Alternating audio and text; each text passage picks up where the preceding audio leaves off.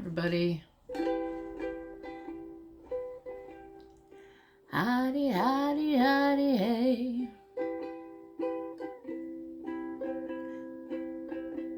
Howdy, howdy, howdy, hey. Okay, that's as good as it's gonna get because there's another chord in there that I don't actually know, which is a B. Supposed to be. I think that's it, but I'm not 100% sure because I couldn't see the guy's hands while he was doing the tutorial. But I do know this one and I know this one. But I do not know the chords well enough to actually play Heidi, Heidi, Heidi, hey. Minnie the Moocher. But you know, with practice. You would think that, well, actually I don't practice enough to get really good on this thing, but anyway. Okay, so I was going to try to do a little musical intro because today I want to talk about The Forbidden Zone, which just came out as a novelization by Joshua Millican. And I got, okay, so full disclosure, I should say before I even start, I received an advance copy from Book Sirens and from the publisher. And so I'll be doing the written reviews, and I'll be hopefully interviewing Josh soon for the horror tree. But full disclosure, I did get a free PDF advance review copy for that one, and oh boy, it was a lot of fun. Not quite as much fun as Attack of the Killer Tomatoes, I will say. I couldn't help doing some comparisons because it's kind of weird timing that they came out within a few months of each other. Now, first of all, let's talk about The Forbidden Zone. In 1980, I guess, so I was looking at like just a little bit of the history of it, and I guess it was sort of a experimental theater, musical, vaudeville kind of performance art thing that Danny Elfman and his brother Richard was probably more of the theater guy and Danny was more of the musical guy. They used to put on these shows somewhere in Venice, California. And eventually Richard Elfman directed a movie about it, which was called The Forbidden Zone. And it became this kind of weird, obscure cult kind of film. And it was pretty popular. Apparently it had quite a following, but it was a very, very underground thing. Because it is a very strange movie. Now, I saw it way back in 1989. My sister had gotten us tickets to see Alice Cooper at the Sky Dome. I don't know what it's called now. I think it's, I don't remember what the title of it is now. I think it was like the Air Canada Center, and then it was like the Rogers Center or something else although I might be mixing that up with Maple Leaf Gardens because, I don't know, I don't really go to these things, but anyway, it'll always be the Sky Dome to me because we saw Alice Cooper there in 1989 going into 1990. So it was not just Happy New Year, it was Happy New Decade. So during that time, my sister was staying with her friend Snake, and Snake was a big fan of the cult movies. He loved all of the ridiculous B-movie cult horror sexploitation kind of silly movies. So we watched a whole bunch of those. There was a movie called Assault of the Killer Bimbos. We watched The Toxic Avenger. We watched Shame of the Jungle was another one we watched that weekend. That was a really, really silly movie. And another one that I do remember as being very strange was this movie called The Forbidden Zone. So that's what brings us to today. Now, the original Forbidden Zone was in black and white, but I just watched it this weekend because I found it was on Tubi. Oh, the sun just came out. So it was on Tubi, and it's in color. And I was so weirded out by that. I was like, I actually had to put out a little post on my Facebook. I said, okay, to my friends and fans of The Forbidden Zone, I seem to remember this being in black and white, and now it's in color. Has it always been in color, or has it been colorized in the intervening decades? But they informed me that, yes, it has. Richard Elfman did a colorization for some re-release at some point. So that's the one that's on Tubi. And it's a shame that Snake didn't ever get to watch Tubi, because that channel is kind of where good movies go to die, and there's an awful lot of terrible stuff on there, but also a lot of cult stuff, and there are some good movies, or some movies at least that are enjoyable, like Dance Me Outside is on Tubi. So this brings us to the novelization. Now the novelization does stick fairly close to the plot of the film, but it expands quite a lot of the scenes, because the film is not that long. It's not even an hour and a half long, but there's a lot of ridiculous stuff that happens throughout the film. So let's talk about the film first. So it came out in 1980, and it was originally in black and white. And you can really tell it's got a really interesting set design, because it's very much like somebody filmed a play. So all of the sets are, cardboard, and all of the actors have these ridiculous costumes. And obviously there's zero budgets for special effects. But that's kind of the part of the film's charm. So the premise of the story is that there's this house in Venice, California. It's owned by a pimp and a horrible man by the name of Huckleberry Jones. And he discovers one day that his basement has a portal to the sixth dimension, which is where you find the Forbidden Zone. And he runs away from the house, but he still owns it, so he ends up renting it out. And he rents it to this family called the Hercules family. Now, the Hercules family is comprised of Pa, who mostly goes to work at the La Brea tar pits and hates his job, and Ma, who spends most of her days in a drugged out stupor if she hasn't been beaten into unconsciousness by Pa. And oh yeah, I guess I should put a trigger warning for violence, abuse. I don't know. It's pretty silly. And they have two ostensibly teenage children. Frenchie, who, well, they call her that because she went on some kind of trip to France and fell so in love with it that now she only speaks about French things, and she speaks in a French accent. And then the son, whose name I keep forgetting, I can't remember his name, but he's a Boy Scout, but he's played by a guy who's got to be at least in his 50s, possibly his 60s. And the book describes him as one of those kids who, and this is really unfortunate, there's a condition that causes children, it's a rare condition, but I do remember reading about it, that causes children to look like very old men. So he's like a 60-year-old teenager or something. I don't know. It's ridiculous. And then there's Grandpa, who I think Gramps, he is supposed to be some kind of Hasidic Jew. So he's got the curly hair and the yarmulke. So this is the family. And Frenchie, so they hear about that so Frenchie and the Boy Scout go to school one day. They find out from their friend Squeeze-It Henderson, whose trans sister, twin, fell into the Forbidden Zone, and she's gone. And she's gone, and he misses her, and Frenchie hears about the Forbidden Zone, decides she wants to go, and she thinks this is the most exciting thing she's ever heard of. So there's a ridiculous scene at the school, and then Frenchie runs off and decides she wants to go to the Forbidden Zone. So she goes down to the Forbidden Zone, goes through the portal, and whenever anybody falls through the Forbidden Zone, they fall in this. It's like being flushed through a colon.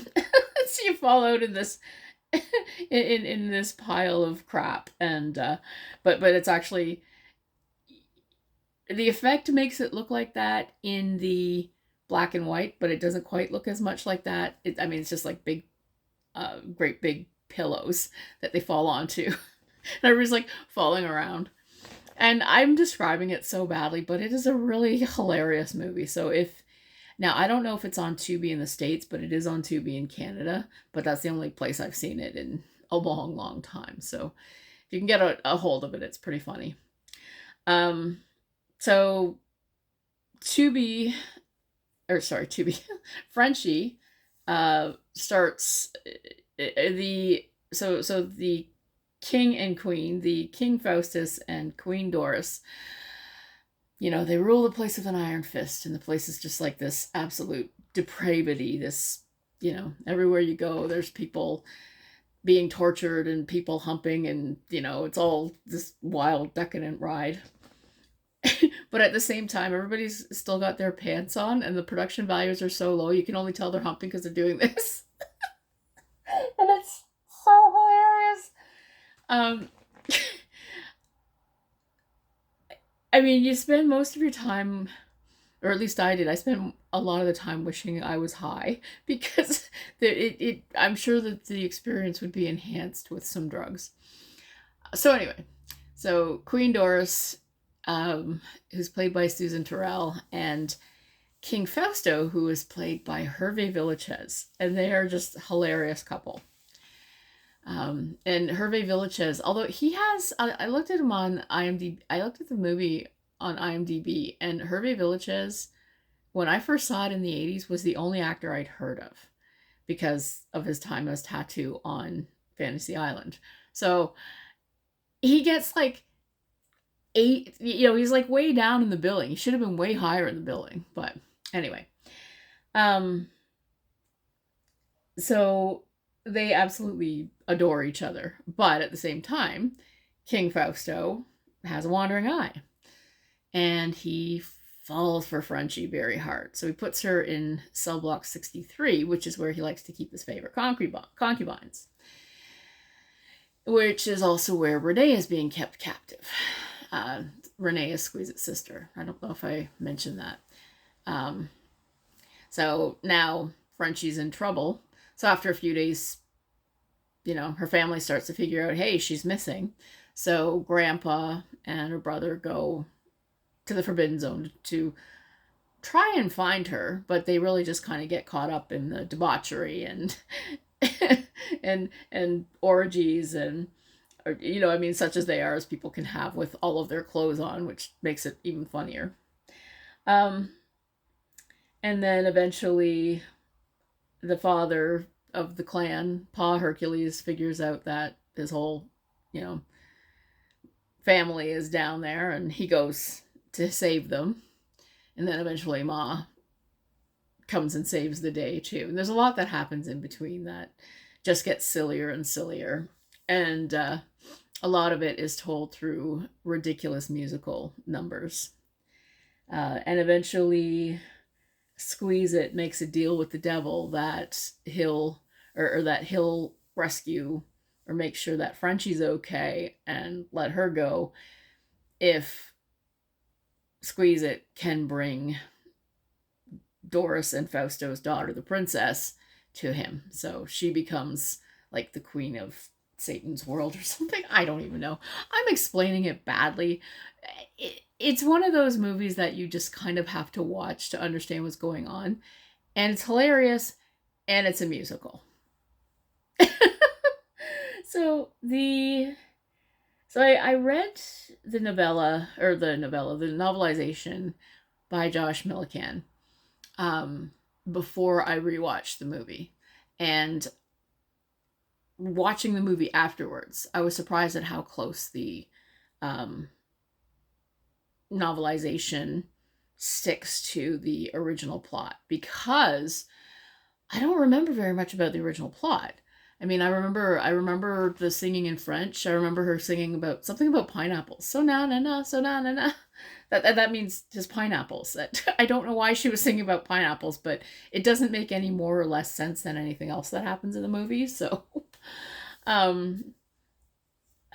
so as I was reading, and I'm reading about, they're having these orgies and they're doing this, and there's this I forgot to tell you about Bustrod. Bustrod is Queen Doris's kind of henchman slash slave slash target of everybody's abuse.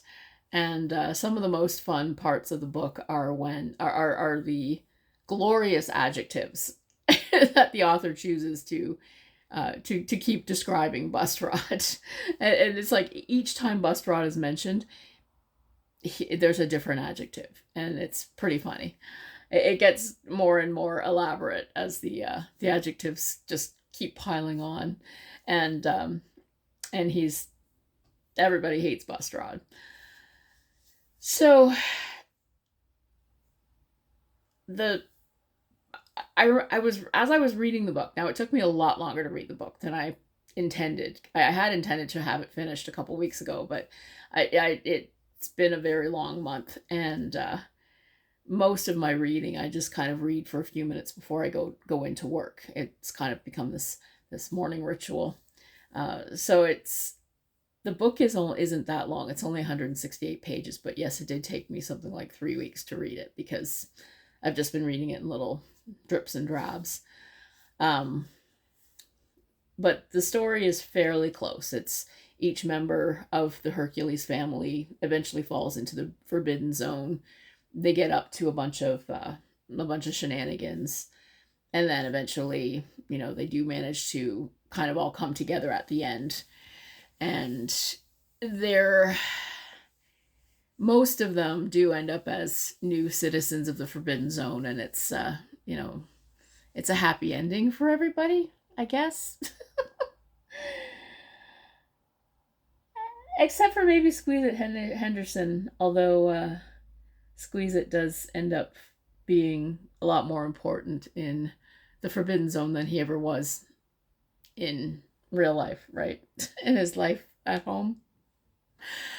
I don't know. It's a very strange story. It's a strange novelization of a strange movie, but it is very funny. And you can tell that the author's having a lot of fun recreating the events of the movie. Although I will say that even though the musical numbers are sort of alluded to in the book, that dimension of the movie is really missing from the novelization. So I'm going to give it 4 out of 5. Now, the reason it didn't score half a star higher is that I'm hoping it's just a flaw of the advanced review copy, but there were a lot of typos. There were typos and grammatical mistakes and errors that, the book really needed another edit. I hope it didn't I hope that wasn't the last pass before it got published, because boy, it was kind of a bit of a struggle seeing the typos and going, eh. But that's probably my own quibble more than anybody else's. Other than that, I think it was a pretty fair homage to the original movie. I think it did capture a lot of the spirit of the movie. It was it felt a little darker than the movie. The movie was very, very slapstick in a way that the novelization didn't quite capture, in my opinion. But I do think that if you are a fan of the Forbidden Zone, I don't think you'll be disappointed by the novelization. I enjoyed it, and I will say though, if the Forbidden Zone isn't to your taste, you might not like it, because you do have to kind of go into it with a sense of humor, because there's a lot of really strange stuff that happens in the book as well as happens in the movie. So that's my take on it. Other than that, I think my other stuff that I wanted to talk about this week, I have to finish another book that I'm working on. That's an audiobook. I should be done with that soon. So I might even get a second video this week. All right. So I think that's all I got to say today. And I hope you're reading lots of horror. Have a great day.